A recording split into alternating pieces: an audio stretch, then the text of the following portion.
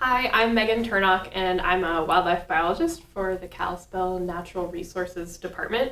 And I just wanted to let local hunters know that this fall we will be collecting chronic wasting disease samples from hunter-harvested deer and elk.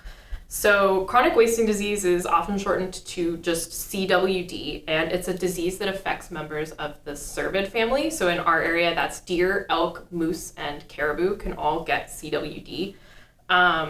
Symptoms of CWD can take a while to appear after infection, but they usually show up as weight loss, droopy ears, a lowered head, and excessive drooling, and then kind of weird behavior like a loss of fear of humans. So CWD is caused by a misfolded protein called a prion, and it actually causes holes to form in the brain of an infected animal. It can spread from animal to animal through direct contact between animals or through bodily fluids like saliva and urine. And then CWD can also spread through the environment. So if an infected animal sheds these prions, the infectious disease agent, or if an infected animal dies in an area, those prions can actually go into the soil or the plants and get picked up by another animal later. So once CWD is present in an area, it's really, really hard to get rid of it. So it is a super serious threat to deer and elk populations and to tribal food security. As of right now, October 13th, 2022, CWD has not been detected in the state of Washington, but it has been detected in 30 other US states. And just last year, it was detected in Idaho for the first time. So it is unfortunately spreading. And this is why KNRD is partnering with the Washington Department of Fish and Wildlife to collect CWD samples this fall.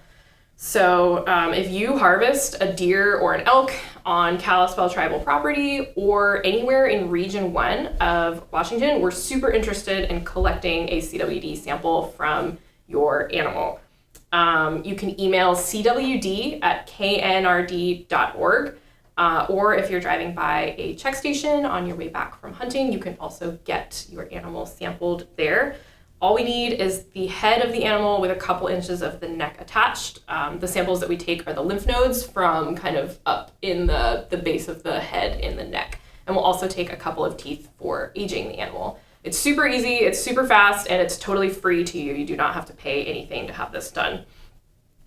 So as hunters, there are some things that we can do to reduce the chance that CWD will spread across the landscape. First off, get your harvested animals tested for CWD. It's super, super helpful for biologists and wildlife managers to be more aware and know more about where this disease is present. And the more samples that we get, the more possible it is for us to do that.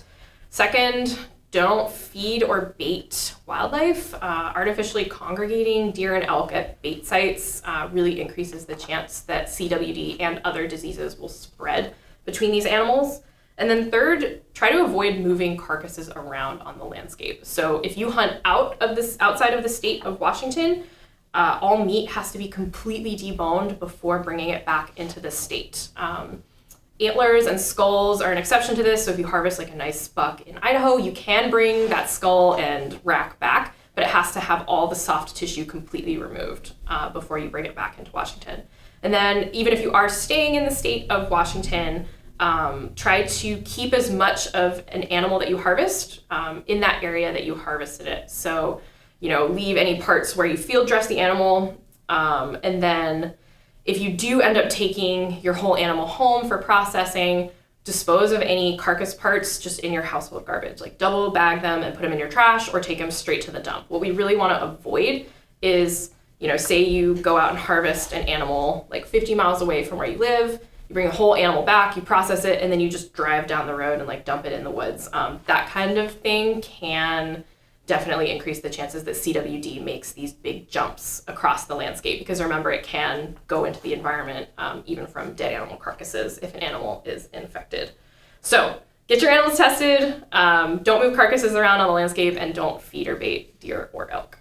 So there's a couple like human safety tips that are good to follow as well. CWD has not been documented in humans, but it's a really serious disease, and so we want to be super careful just in case. So if you do harvest an animal that tests positive for CWD, we really strongly recommend that you do not eat any of that animal.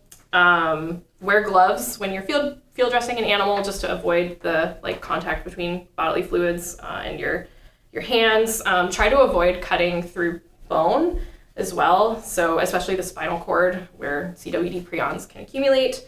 And then don't eat meat from animals that are visibly sick.